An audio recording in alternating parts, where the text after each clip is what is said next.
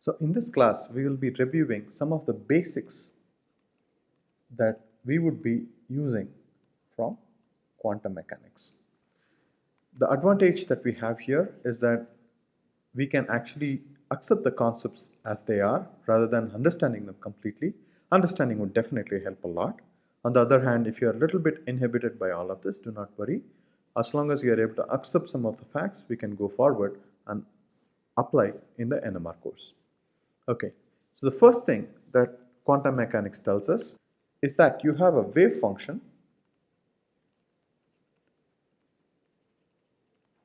that helps you describe a particle, let's say particle in a one-dimension box, the harmonic oscillator, or any of the models. So we generally denote it with a capital psi that has all the information that is required about the system.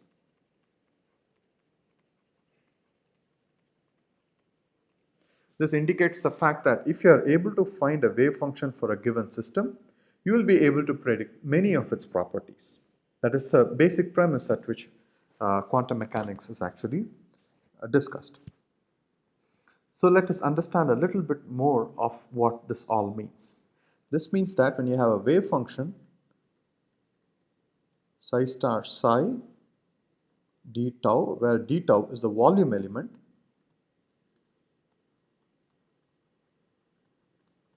this gives you the probability of finding the particle in the space dou tau. Okay, if you're talking about Cartesian space, this dou tau can be looked upon as dx times dy times dz.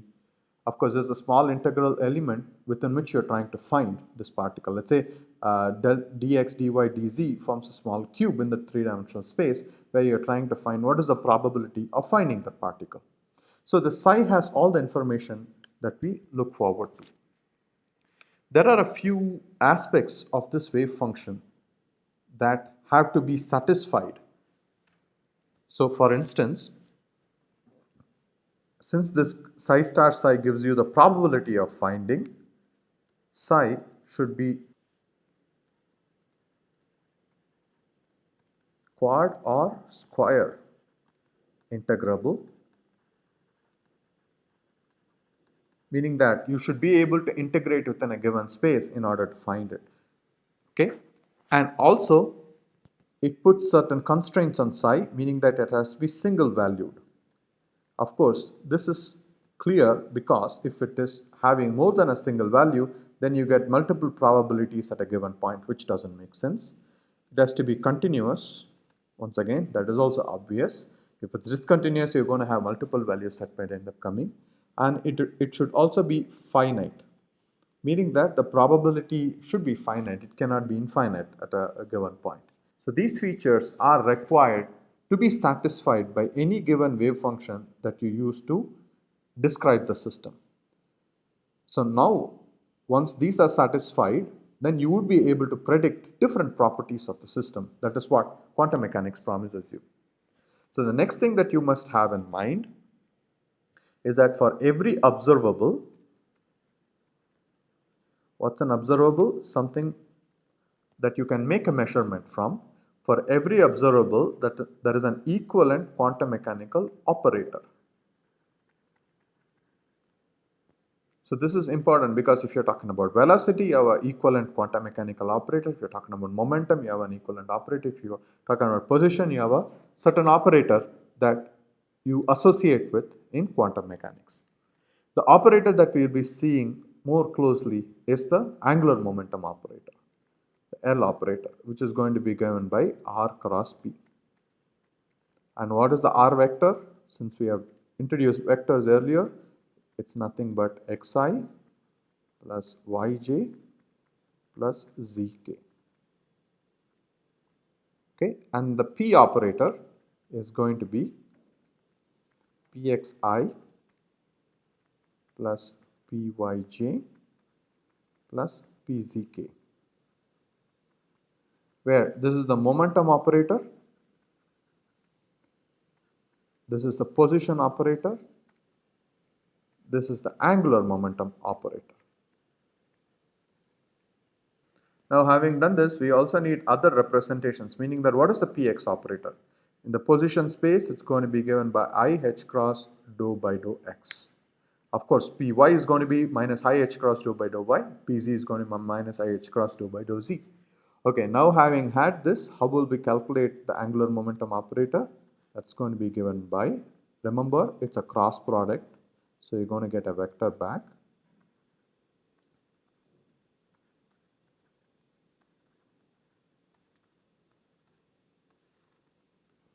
So if you want to calculate the x component, you tend to take a multiplication in this way. So you would end up getting I times y pz minus pyz, right? So that is the I component minus j times x pz minus pxz plus k times x py minus pxy.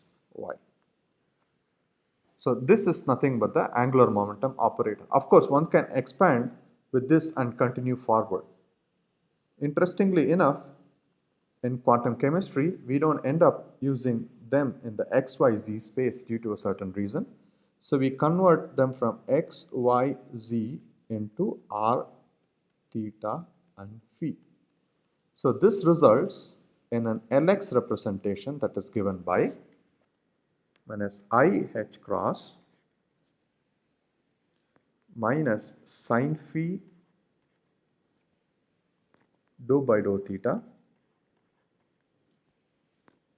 minus cot theta cos phi dou by dou phi. And then Ly component will be given by minus I h cross cos phi dou by dou theta minus cot theta sin phi dou by dou phi. Of all the representations, Lz, of course, all these are operators. These are the x, y and z components. So as you are able to see, this is the z component, this is the y component, this is the x component of the angular momentum vector. Lz is going to be minus IH cross dou by dou phi. You are able to understand when we convert it from xyz to r theta phi, it becomes a little complicated, but we are able to see the fact that the LC operator remains as simple as it could be. So which is why you will see as we go forward, we would end up taking the z axis as the reference for the main magnetic field. We will see that as we go forward. But what you are able to understand here is that you are introduced to the operators that we will be seeing all the time. It is written Lz here because we are talking about the hydrogen atom where the angular momentum ends up coming. But we will be borrowing these operators as I. So instead of writing L, we will be writing I as the operator, keeping all of the other definitions common.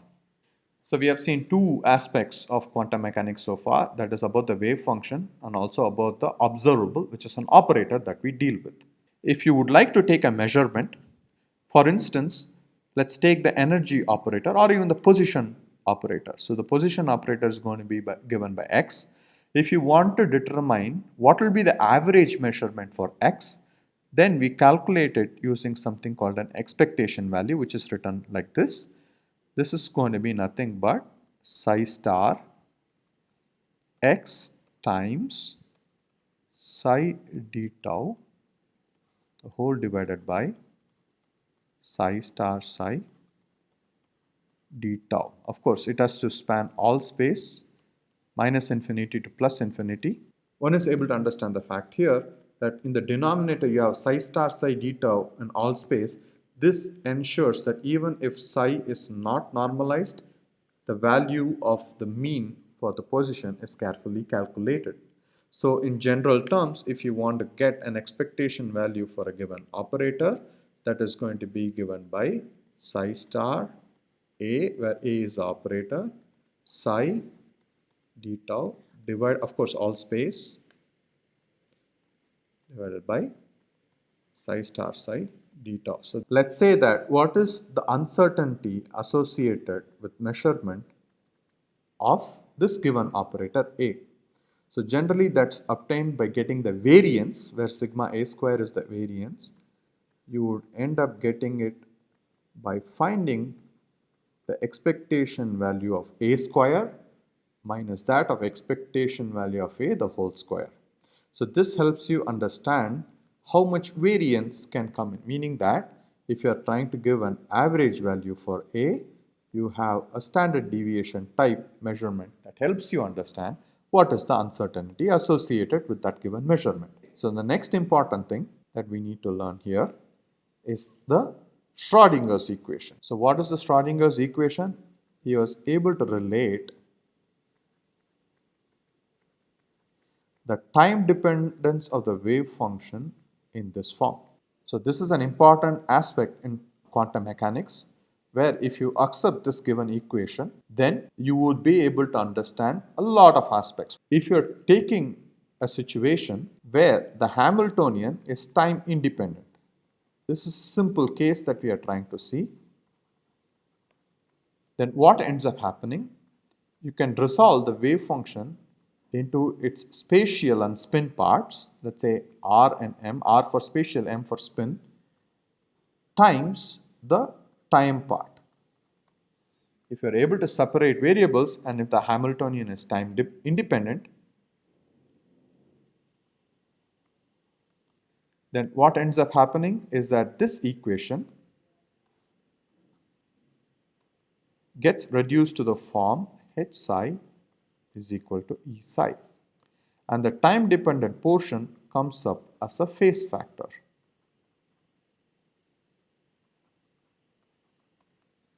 So this is a time independent Schrodinger's equation which many people are comfortable with, where the Hamiltonian is an operator for energy, and we are able to appreciate the fact this is an eigenvalue equation, meaning that if you are an operator that acts on a function, gives a constant back and the same function back again, this is called the eigenvalue, and this is called an eigenvalue equation. And one is able to appreciate the fact that the Schrodinger's equation is nothing but an eigenvalue equation. This is already able to make you guys understand how energies of a given system can be determined. In fact, I'm sure all of you are familiar with a particle in a one-dimension box. I'm just going to give that as an example, where when you solve the Schrodinger's equation for particle in a one-dimension box, you immediately get the quantum number n, where the wave function psi n is going to be given by square root of 2 by a sine n pi x by a, where n can take the quantum numbers 1, 2, 3 and so on until infinity in integral units, and a is the length of the box, and the energy that will be given here, En, is n square h square by 8 ma square, and the h that comes up is called the Planck's constant, that came out as a value when fitted for the data that was obtained for blackbody radiation at that point. So one is able to understand the fact here that a wave function, basically a particle that gets described by a mathematical function which has a continuous sinusoidal form, therefore called a wave function, and the energies that ends up coming are quantized by the given quantum number n, which can only take integral step values. So therefore one is able to envision the fact that you're going to have energy levels that go farther apart from each other for a particle confined in a one-dimensional box. Okay, so this is important for us to understand that when you're going to very, very small sized systems, then the energy is not continuous anymore. You have integral steps that are going to be present. So what all have we learned so far? There's a wave function that helps you describe everything, and there are operators that help you make measurements. And how does the mean value come up? What is the uncertainty or the variance or standard deviation with respect to a given measurement? And top of it, how small systems have their energy quantized. all operators that we deal with in quantum mechanics are linear operators. What does that mean? When you operate on a certain function, let's say C1 is a constant, a function F1, C2 is another constant, F2 is another function. If it's a linear operator, you can in fact operate them separately. Let's take an example that works out. For instance, d by dx. When you are taking d by dx of a function f1, c1 f1 plus c2 f2, you have the liberty to actually do something like this, where you take the constant out c1 times df1 by dx followed by c2 df2 by dx. On the other hand, let's say your operator is something of a logarithmic function, log of, let's say, a plus b. If it were a linear operator, you would have gotten log a plus log b, which is not the case. So one immediately understands logarithmic functions are not linear operators while differentials are. So there are many more examples of where operators are not linear. So therefore, it makes it convenient for us that all operators that we deal with in quantum mechanics are linear operators. The next thing that is also equally important are Hermitian operators. I'm sure you guys would remember from the other lecture that we dealt with in the form of vectors and matrices what are Hermitian operators, Hermitian matrices. So it is a very similar definition here. Of course, when we write it in the wave function form, when you have something of the form f star a g d tau, of course, I'm not writing the limits of the integral, it's kind of understood. This is going to be equal to a star f star g d tau. So this just implies the fact that the operator and its complex conjugate transpose are equal to one another. Once again, I would request you to go take a look at how a Hermitian matrix was defined in the previous lecture. So all operators that we deal with in quantum mechanics are Hermitian. This imposes the fact that the diagonal elements of these are all real. So therefore, any measurement that you end up doing for any operator will give you a measurable. If you did have any imaginary components, that would indicate that you cannot see them in reality. So therefore, this aspect of the operators helps us get something that is physically tangible. So the operators that we will be using in this course predominantly will be the angular momentum operators. Those were just introduced to a moment earlier. All these operators are Hermitian, needless to say. Okay, so the next aspect that we would like to look forward is the commutator relation. So what do we mean by a commutator? When you have two operators given as a commutator, let's say A and B are two operators, commutator a comma b on a function is going to be given by ab minus ba on f. So this indicates there could be a difference that comes up when you operate b first followed by a or a first followed by b. In case that this results in 0, that indicates that it doesn't matter how you operate these two on a given function, you would get the same result. On the other hand, if the commutator is not equal to 0, that indicates that the order of operating these on the function is critical.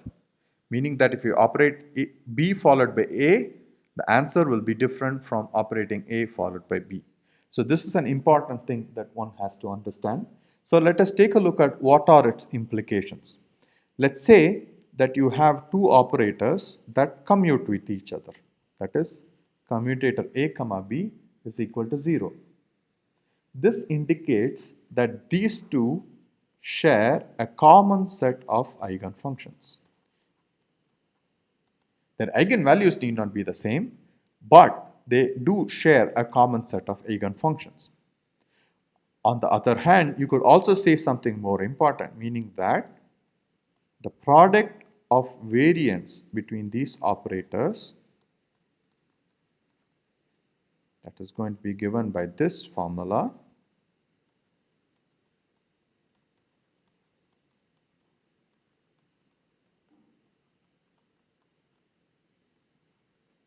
whole square divided by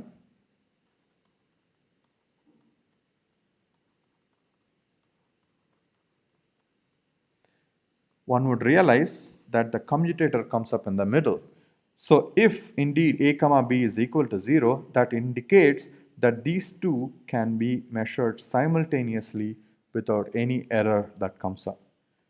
I'm sure this reminds you guys of the Heisenberg's uncertainty principle. Now, if a comma b in fact doesn't commute, that would indicate sigma a square times sigma b square is not equal to 0, meaning that there is an uncertainty related to their measurement.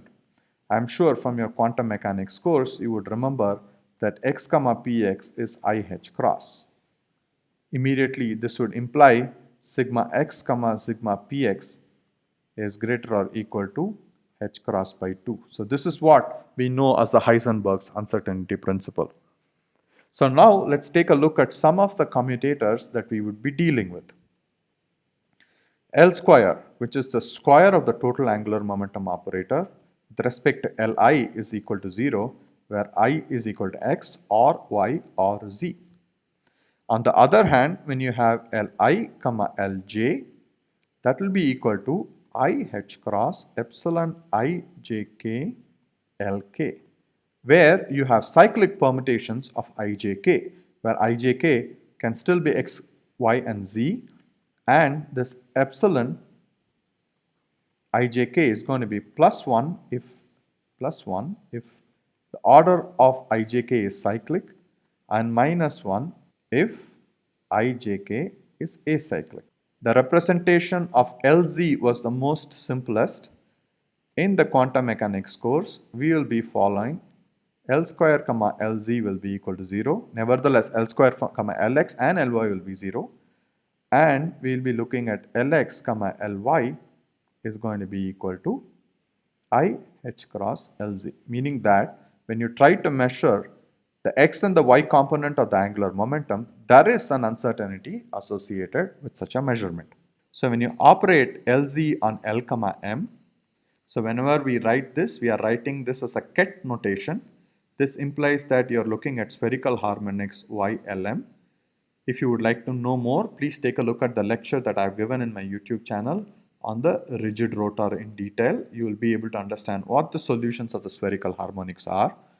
So when you operate, so this can be written as LZ YLM in the eigenvalue equation form. Then what you end up getting is MH cross YLM. To reiterate, you get the same function back and you get a constant out. So this is the eigenvalue and this is the eigenfunction of the operator Lz. So this can also be alternatively written as Lz on L comma m gives you MH cross L comma m. So most often we would be resorting to this kind of a notation. And on top of it, when you would like to see what is L square on L comma m, that is going to be equal to h cross square L into L plus 1, and it gives back the same function. So once again, this is able to make you understand that when you have L comma m as eigenfunction of both Lz and L square, that once again implies L square Lz commute with each other, which we started with, which we knew to start with, right? So now we would also like to write other operators. For instance, what is Lx on L comma m? So this is not that straightforward to write right away. So what we end up doing is to write Lx as a combination of the ladder up and ladder down operator. So let's introduce what is L plus. L plus is nothing but Lx plus ILy, and L minus is nothing but Lx minus ILy. So therefore, L plus on L comma m will ladder up the m operator, so it end up getting L comma m plus 1 with a coefficient that goes such as this: L into L plus 1 times L minus m plus 1. So this is important to note. The ladder up operator ends up increasing the m quantum number, leaving the L quantum number as it is. and the L minus operator will end up decrementing the m quantum number by 1 unit. This is important to understand so that we can deduce what are Lx and Ly. So now let me switch gears. Since we are talking about angular momentum, I'll talk about the electron spin. When the electron spin we know has a number of half, then the allowed values of the spin quantum number are plus and minus half. To start with, in the absence of any magnetic field, these are actually degenerate, but the moment you apply a magnetic field, these tend to separate from each other, where the plus half state is the ground state and the minus half state is the excited state. Let's write the Pauli spin matrices for this case. So when you want to write a matrix representation of Lz, you're going to have the following.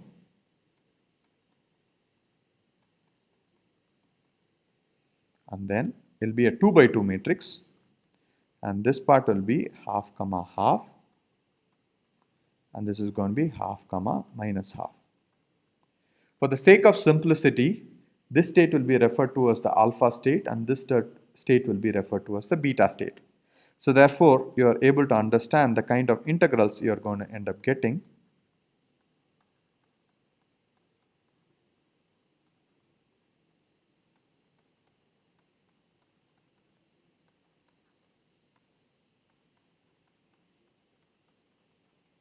And if you might remember a moment back, whatever you operate Lz on, it gives the same function back.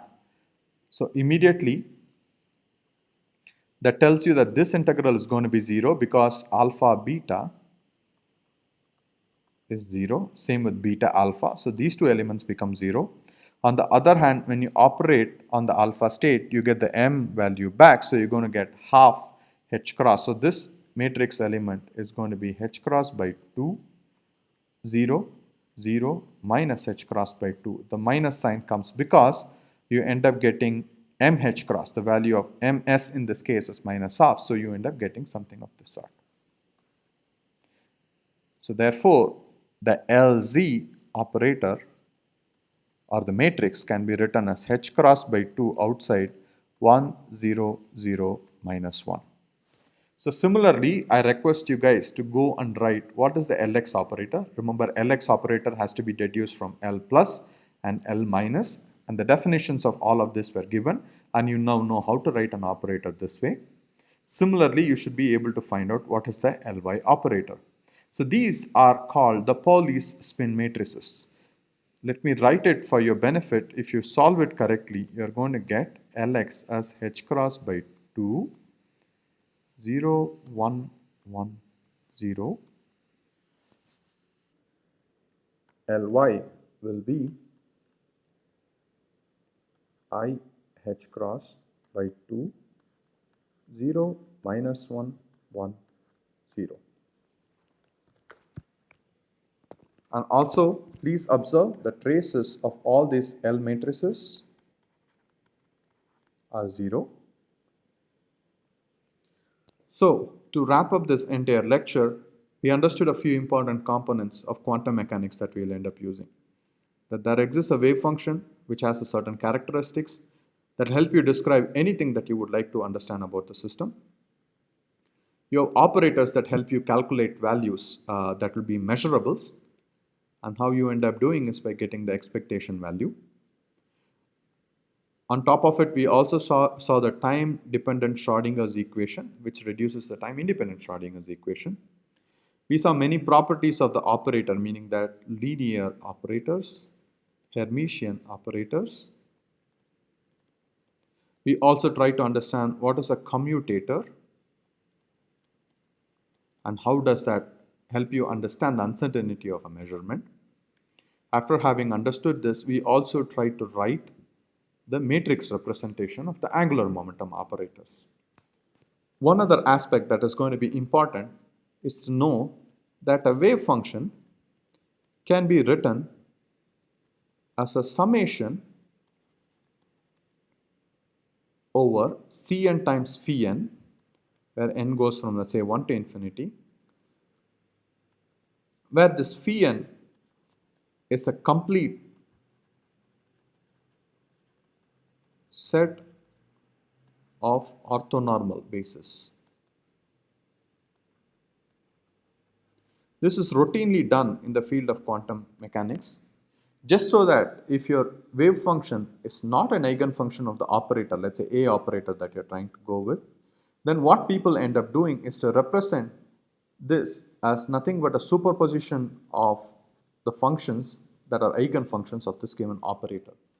Remember, it could be that the size is not an eigenfunction of this A operator, but by representing them in an eigenbasis of A helps us measure things a little more easier.